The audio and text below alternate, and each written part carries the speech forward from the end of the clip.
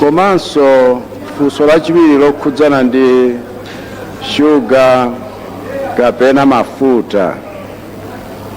Tukamba pano fundo zimene ife dakhazikitsa zakuti zinthu zimenezi makamaka mafuta tiziwapeza mochipira potsatiranso malamulo amene dakhazikitsa ku parliament. Mafutawo teletu kambamo ali kale pa njira, wena zimayipira izi,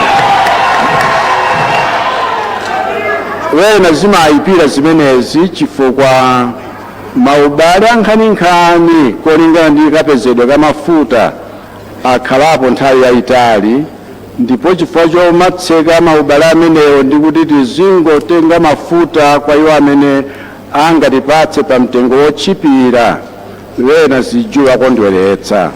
Koma nkhani imeneyi ni nkhani yakuti zonse zimene tayika kale m'malo mwake zithandizira kuti mitengonso ya zinthu itsike.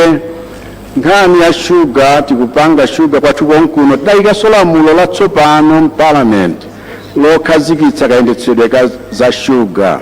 Zitithandizira potsata malamulo osati kuti tingopezana ndi kugwirana ufiti ayi, koma zitithandizira kuti pazikhala chilungamo pa nkhani imeneyi, chifukwa zina zimene zatulukanso ndime yolondola kuti kodi shuga wasowa bwanji wokoza konkuno zambiri mwazidziwa kale ndi mmene zimayendera ndi mmene soyena amachitira ndi kusakhulupirika kwawo.